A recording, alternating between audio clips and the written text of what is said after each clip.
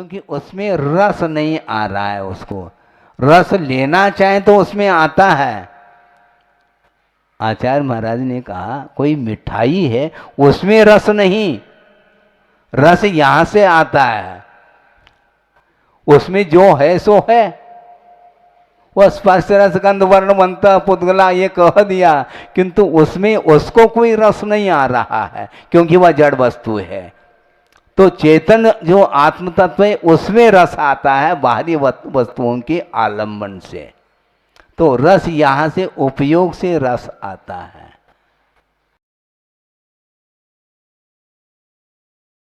तो आता है तो उसमें बार बार उसी को प्राप्त करने का प्रयत्न भी चालू हो जाता है। ऑटोमेटिक उसमें प्रसन्नता आती है, उसमें उदासीनता आ जाए लेते समय भी है? बहुत कठिन है, लेकिन कठिन होते हुए भी उस पेपर को लिखना तो है। कौन लिखेगा? उस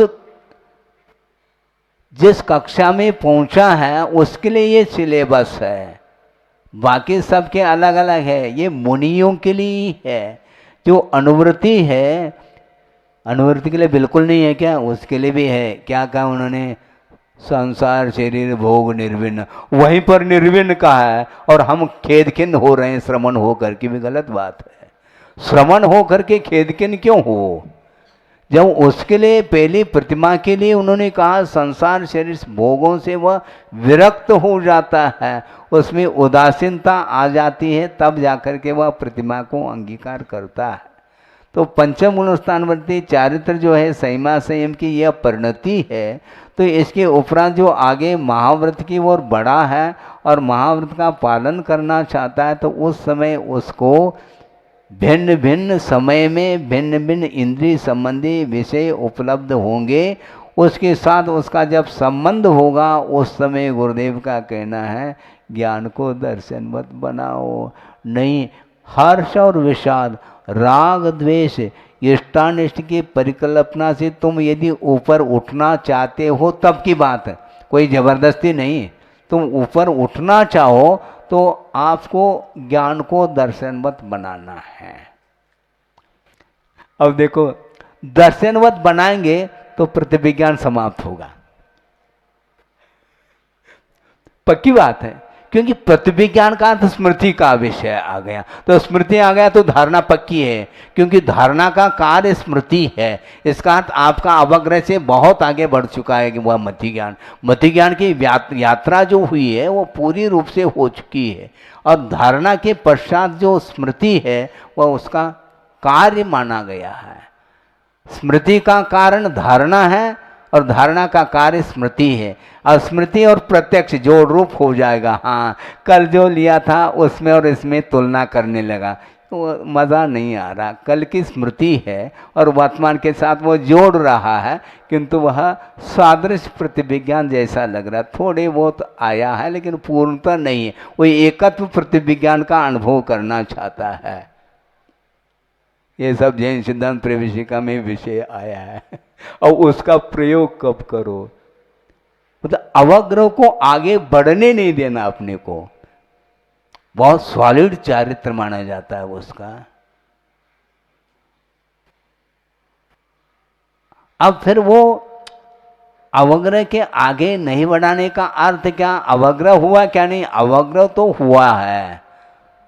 ये तो क्योंकि सामान्य का निर्णय हो चुका है, ये मीठा है, ये सामान्य अवग्रह ज्ञान हो गया। लेकिन इसके आगे अनुपात की ओर ध्यान जाता है तो यहाँ आ जाती है उसमें, क्योंकि स्मृति आ गई।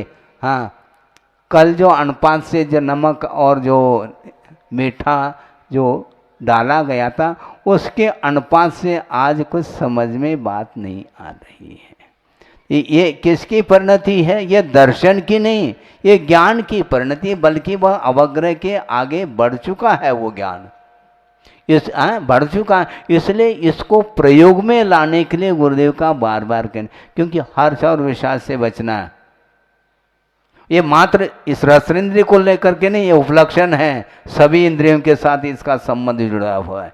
गंध को लेकर के, स्पर्श को लेकर के, रूप को लेकर के लौकी तो है लेकिन उसका रूप लावण्य कुछ देखने में नहीं आ रहा, काला काला हो चुका है वो। और काला वो भी तो एक पर्याय तो है, वर्ण गुण की पर्याय है ना, उससे आपको नापसंद क्यों?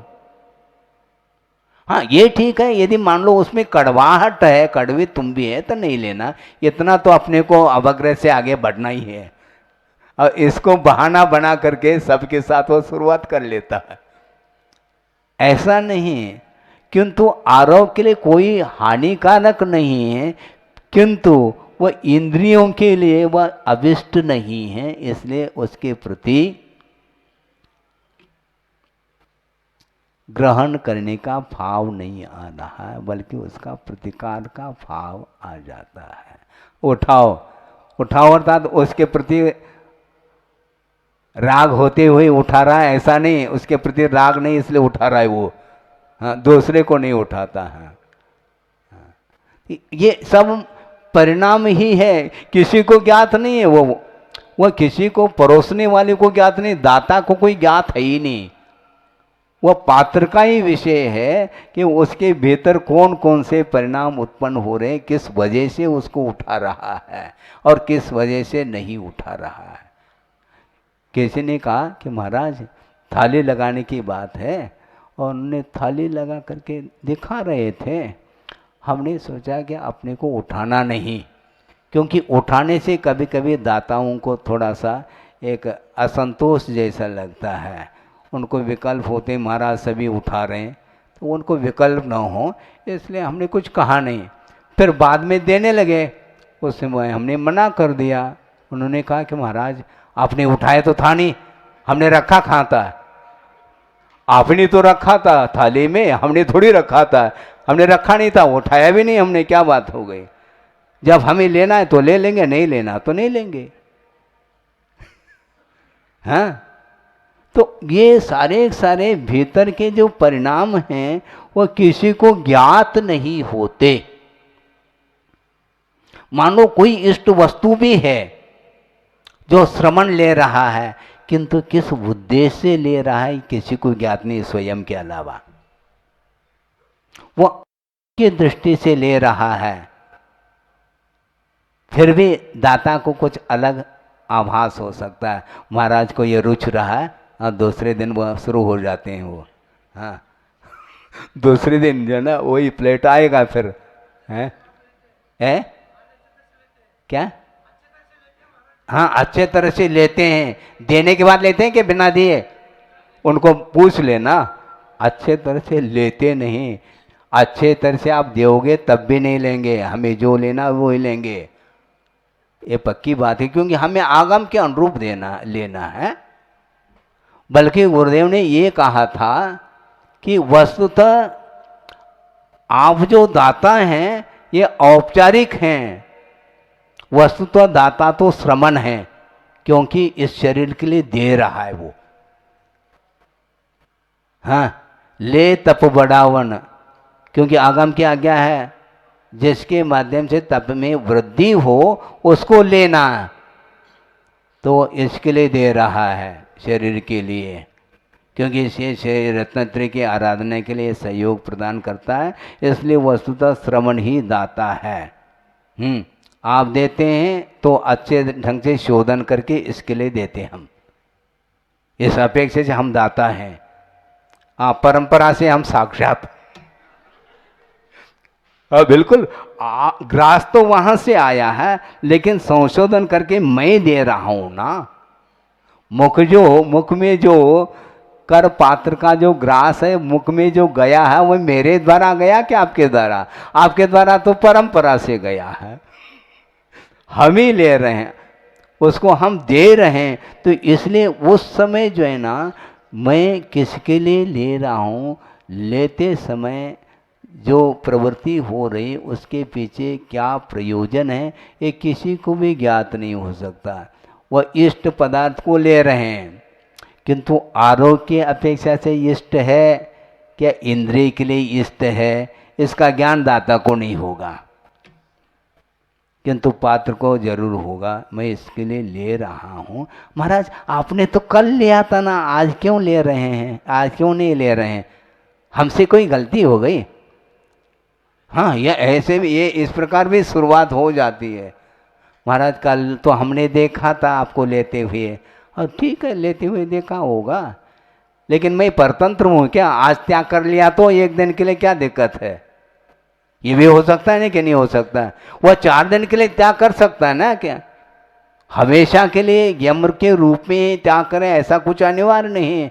यम नियम पयो भी वर्धितशील शाखा कहा है, यम के रूप में भी त्याग कर सकता है और वह नियम के रूप में भी त्याग कर सकता है।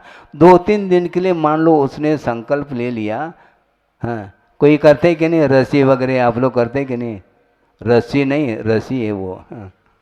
नहीं तो रस्सी हो, रस्सी नहीं वो रस्सी करते ही नहीं। एक आज सोमवार है, मंगल है, बुध है, भिन्न भिन्न जो है जो दिन है वो रस्सी करते हैं और आहार कर लेते हैं। उसी प्रकार मान लो उनका भी चल सकता है।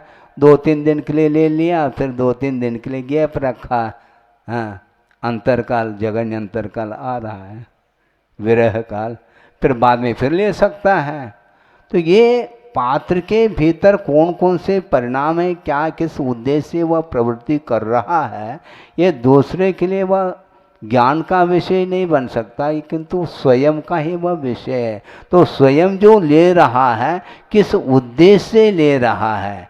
यदि रसनेन्द्रिय के पुष्टि के लिए लेता है तो वह आश्रम के लिए कारण होगा, और थोड़े बहुत रत्नत्रय की आराधना की अपेक्षा से आगम के अनुरूप लेता है तो वह संवर करता है उसके माध्यम से। हाँ, बहुत देर बाद शंका चालू हो गई। हाँ, कोई बात नहीं, शंका के माध्यम से पूर्ण करना है विषय को। हाँ बोलिए। हाँ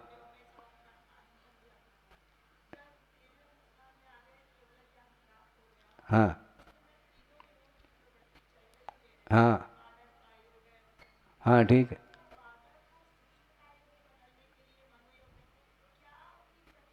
ऑटोमेटिक हमने कहा ना, घड़ी है उसमें चाबी देने की आवश्यकता नहीं, ऐसे भी घड़ी आए हैं, ऑटोमेटिक घड़ी चलती है वो।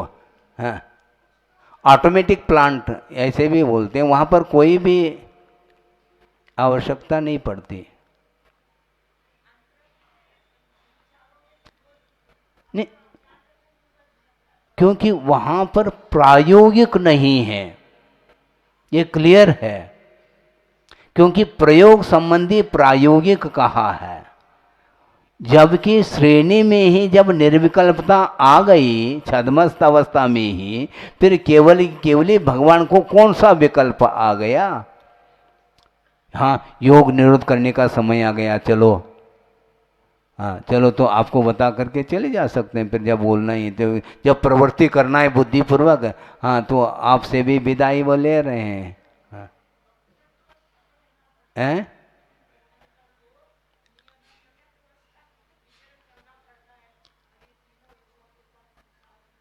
हाँ? हाँ। क्या परिणाम है, इसी को बोलते हैं विश्रुषा।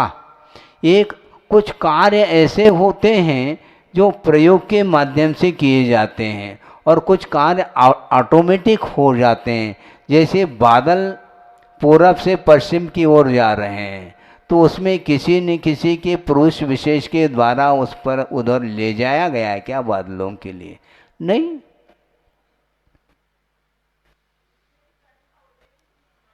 हैं? ये औदैहिक नहीं, ऐसा कुंद कुंद स्वामी का कहना है। क्षाई की मता, उनके जो भाव हैं वो औदैहिक नहीं है। कर्म के उदय से यदि मानेंगे तो आपको सिद्ध करना पड़ेगा कि वह जो भाव है किस कर्म के उदय से हो रहा है। उपदेश देने के लिए वह बैठे हैं, मान लो उपदेश चल रहा है, देशना चल रही है, तो किस कर्म के वजह से पहला ये सिद्ध कर दो, फिर हम औदैहिक बोलेंगे। यदि मान लो आप कहोगे कि आघाती कर्म के उदय से, तो 14 गुणस्थान में आघाती कर्म का उदय है, वहाँ पर दिव्य ध्वनि समाप्त हो गई। हैं? बाकी सब ये जो कुछ भी ये कार्य हो रहा है वह पुरुषार्थ मूलक नहीं, ये कहा गया है। उसमें कोई भी पुरुषार्थ नहीं है, नेचुरल मन प्रवृत्ति भी नहीं, मन में कोई विकल्प नहीं, संकल्प विकल्प से ऊपर उठ चुके हैं वो।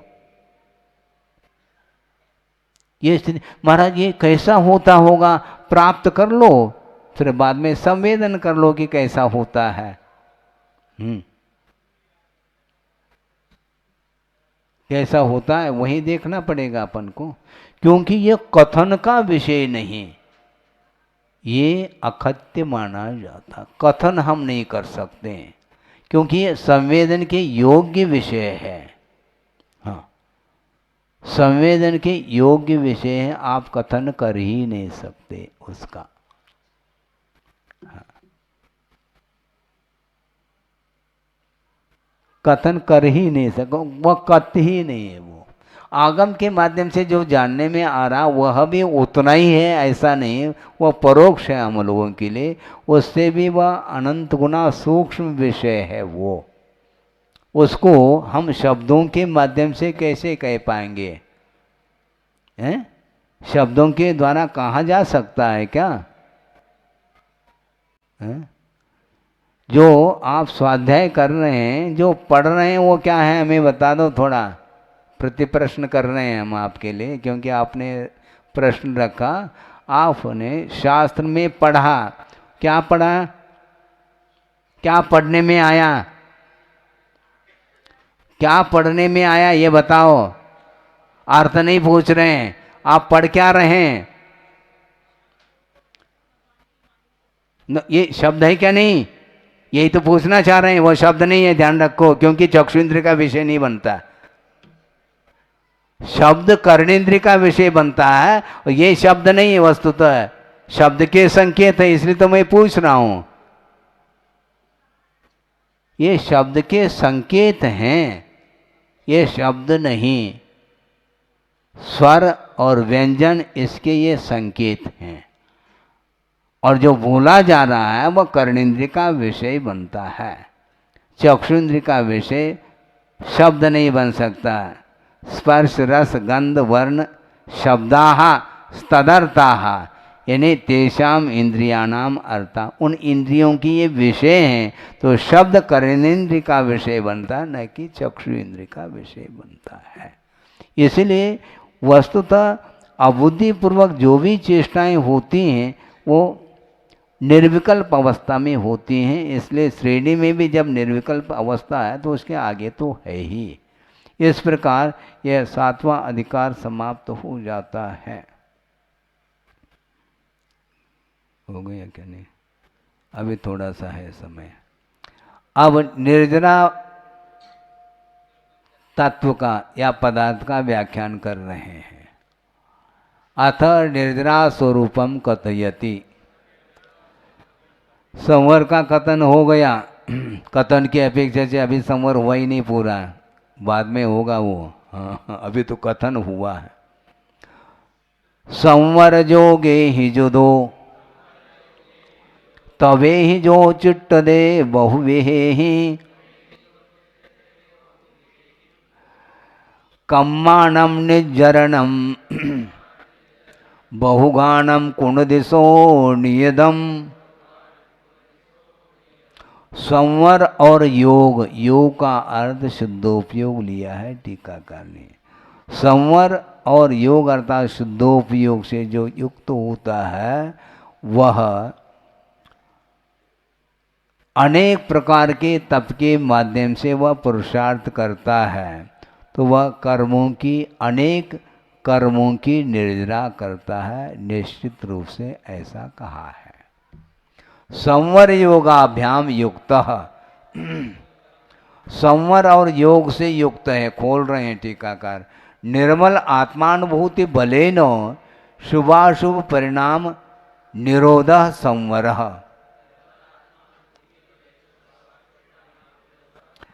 निर्मल आत्मानुभूति के बल से शुभाशुभ परिणाम का जो निरोध होता है उसका नाम संवर है। निर्विकल्प लक्षण ध्यान शब्द वाच शुद्धोपयोग योग। देखो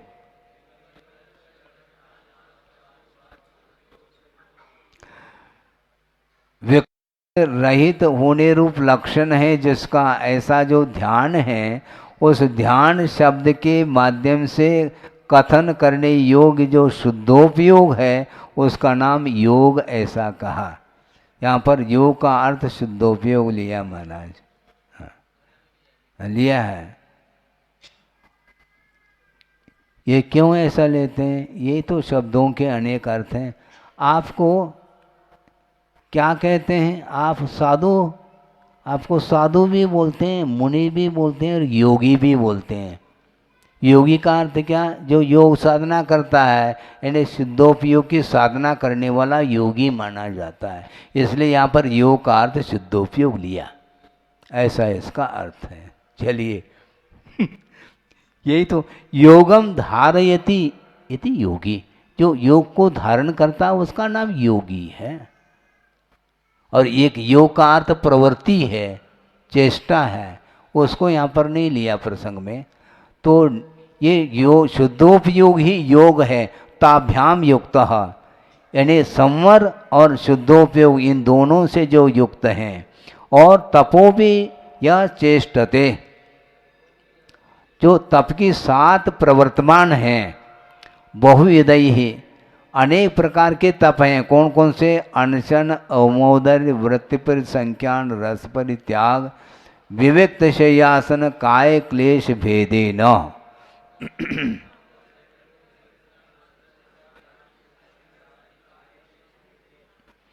अनशन चारों प्रकार के आहार का त्याग, ओमोदय अर्थात अपने भूख से कम लेकर के आना, इसको ओनोदर भी बोलते हैं।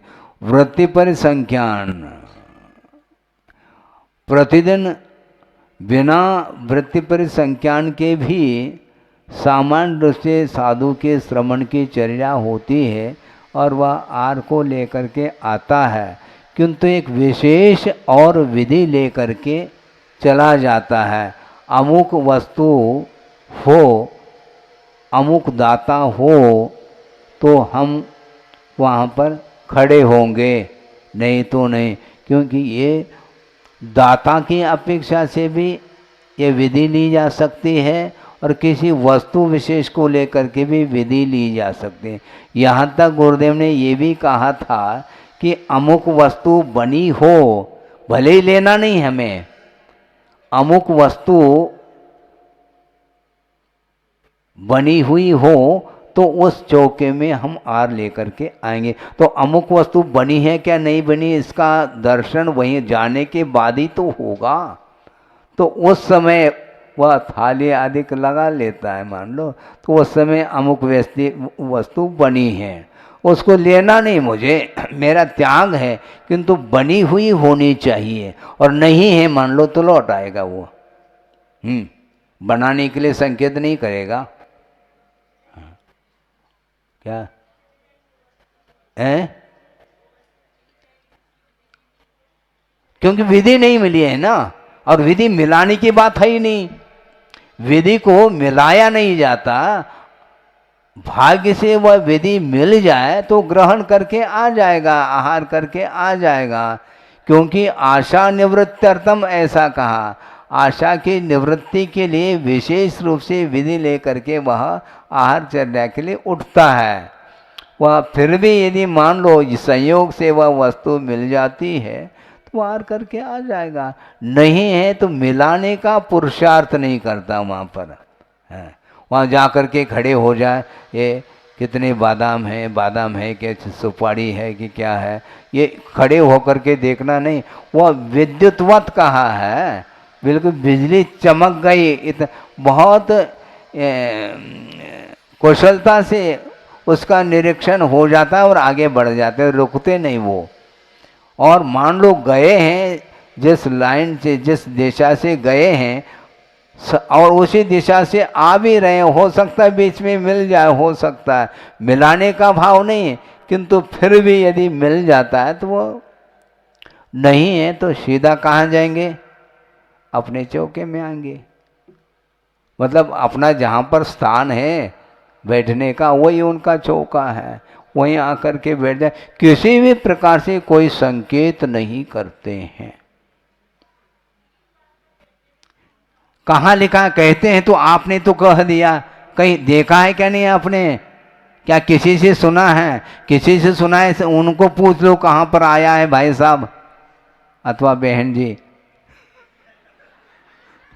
पक्की बात, इसमें क्या है?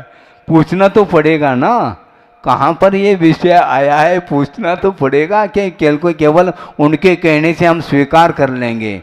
कहीं भी नहीं लिखा 3-3 बार का। आशा की निवृत्ति के लिए, सुनो इधर है, आशा की निवृत्ति के लिए इस तप को अंगीकार किया है। तो यदि मान लो 3-3 बार वहाँ यदि वह विचरण कर रहा है तो मिलाना चाह रहा, उसकी आशा है ये सिद्ध हो जाएगा। आशा है नहीं, मिल जाता है तो ठीक है, नहीं मिल जाता तो नहीं, ये उसका अर्थ है। तो ये अनशन है, ऊणोदर है, वृत्ति पर संज्ञान है, रस परित्याग। रस परित्याग का अर्थ रसों का त्याग, परियासमनता त्याग, यानी पूरे पूरे रसों का भी त्याग कर सकता है, जिसकी यथाशक्ति वह भी कर सकता है, कुछ बाधा नहीं इसमें। और विविक्त शय्यासन, एकांत में जा करके वह आसन शयन इत्यादि करता है, वह भी तप माना जाता है। एकांत में जा कर के बैठेगा तो भय की उदीर्णा हो सकती है, क्योंकि वह अपरिचित स्थान है। वहाँ पर जा कर के गुफा में बैठ गया, हाँ गुफा में बैठ गया और रात घिरने लगी और रात हो गई, फिर बाद में सुर सुर की आवाज़ आने लगी, फिर वहाँ पर विविक्त शय्यासन है, आसन लगा करके बैठना, ये तप है, बहुत भयानक। भयानक मतलब ये बहुत कठिन तप माना जाता है। एकांत में जा करके गुफा में भी रह सकते हैं, खुले आकाश के तले, हाँ। और मान लो संयोग की बात है, अमावस्या है उस दिन, अब तो चांदनी भी देखने को नहीं मिलेगी, तो वह बैठे हैं, 12 घंटे निकालना है।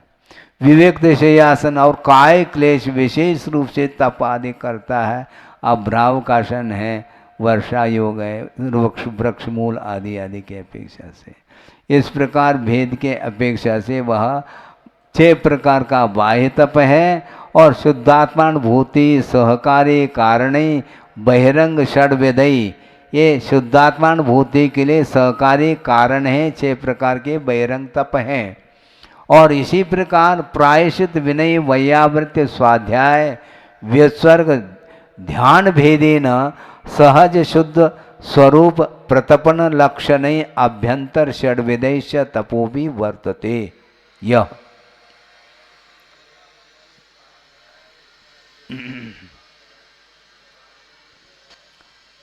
यह अंतरंग तप है, 6 प्रकार के प्रायश्चित। महाराज ये तो देखने में आ रहा है, इसको अंतरंग क्यों कहा है?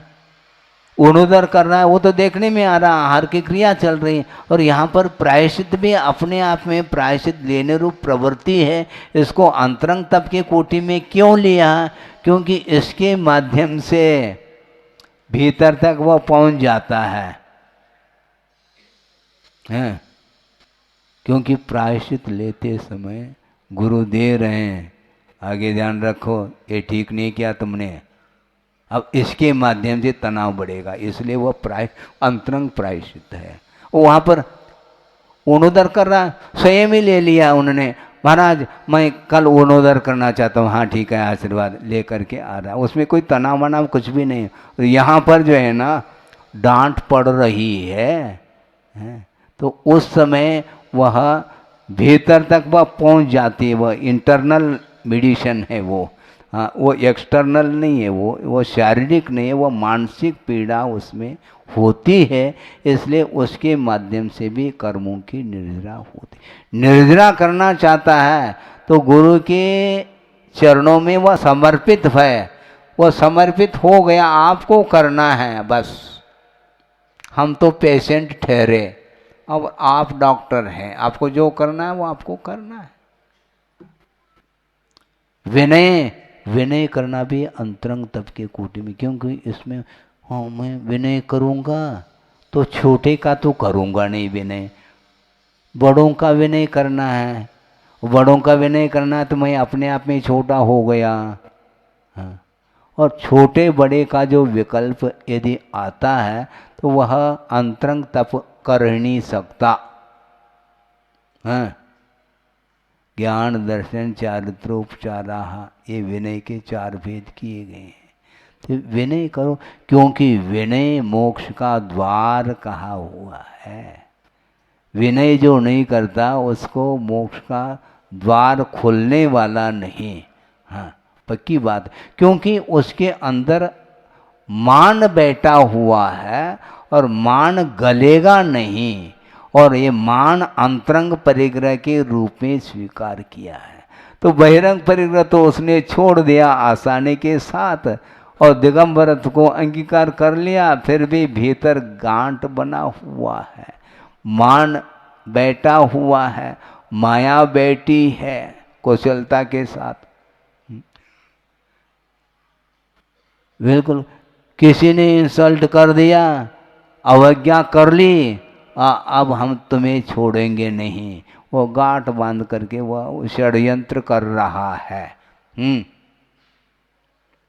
उसको देखना है, भव भव में छोड़ूंगा नहीं। अच्छा, भव भव में देखो आप, इस प्रकार करने वाले का ज्ञान कभी भी दर्शनवत होगा क्या?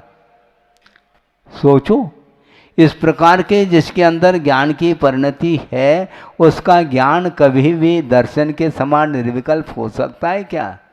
संभव नहीं है। किंतु यह है, चल रहा है, प्रायश्चित है, विनय है, वैयावृत्ति है, एक दूसरे के प्रति वैयावृत्ति का भाव रखना, और वह वैयावृत्ति मानसिक भी होती है और शारीरिक भी होती है।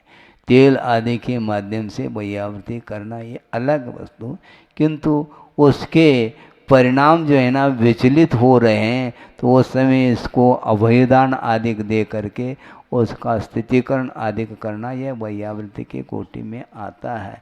और स्वाध्याय ये तो चल ही रहा है अपना अध्याय। विसर्ग, विसर्ग का अर्थ त्याग हो। वैसे 10 प्रकार के परिग्रह का विमोचन किया है, किंतु उपकरण आदि के प्रति ममत्व भाव यदि आता है उसका भी परित्याग करना, विसर्ग का अर्थ विसर्जन होता है। शरीर के प्रति भी जो ममत्व भाव है उसका विसर्जन होता है। ये कायसर की बात आती है। कायसर का अर्थ क्या? ये कायसर कर लिया नहीं, उसके उसमें भी कायसर की, काय के प्रति उतने काल के लिए ममत्व भाव का परित्याग किया जाता है, जिसका नाम कायसर्ग कहा है। और जीवन में कितने कायसर कर लिए, उसके बाद भी शरीर के प्रति यदि ममत्व भाव नहीं गया तो वो कायसर्ग किस में चले गए? वो मुझे बताओ, चले गए वो हैं? वो क्या है? वो ये केवल औपचारिकता हो जाएगी। 2 कायसर्ग, 4 कायसर्ग, 2 माला, 4 माला, 15 माला आदि आदि, ये सारे सारे प्रायश्चित के रूप में इसको हम करते हैं।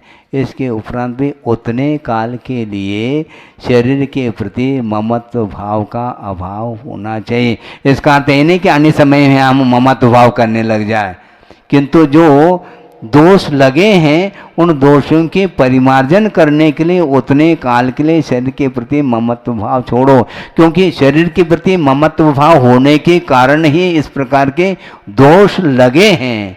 उन दोषों का परिमार्जन किया जाता है। केंद्र में शरीर है और शरीर के पोषण के लिए जितने भी तत्व हैं उनके प्रति भी ममत्व भाव जागृत होता है। इसलिए और ध्यान अंतिम एक ध्यान है, एकाग्र चिंता निरोध के रूप में वह ध्यान माना जाता है। इस प्रकार सहज शुद्ध स्वस्वरूप प्रतपन लक्षणे अभ्यंतर षड्विदैश्च तपो भी वर्तते। इस प्रकार सहज शुद्ध स्वरूप जो है आत्मस्वरूप, उसमें तपस्रण लक्षण रूप ये अभ्यंतर 6 प्रकार के तप के साथ भी वह वृत्ति प्रवर्तमान हो जाता है, श्रवण यह। तो उसके लिए कर्मणाम निर्जरणम बहुकानाम करोति स पुरुषः नियतम निश्चितम। वह पुरुष वह श्रवण अनेक कर्मों की निर्जरा कर लेता है। यदि इस प्रकार प्रवृत्ति करता है बाह्य और अभ्यंतर तप के साथ, तो उसकी निर्जरा होती है। अत्र द्वादशविध तपसा वृद्धिंगतः वीतराग परमानंद एक लक्षण कर्म शक्ति निर्मूलन समर्थ शुद्धोपयोग।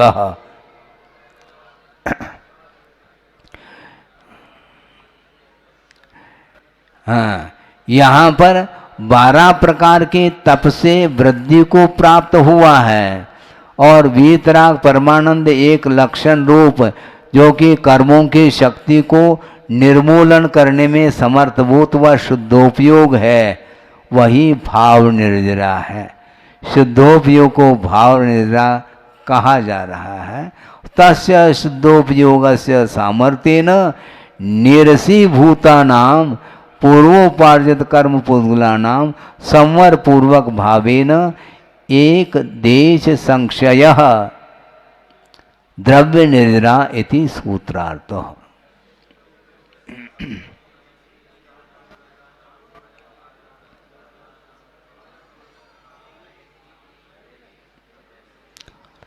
उस शुद्धोपयोग के सामर्थ्य से जिन कर्मों की अणवाक शक्ति रसहीन हो चुकी है, ऐसे कर्मों की निर्जरा संवर पूर्वक एक देश जो निर्जरा होती क्षय होता है, उसका नाम द्रव्य निर्जरा ऐसा कहा।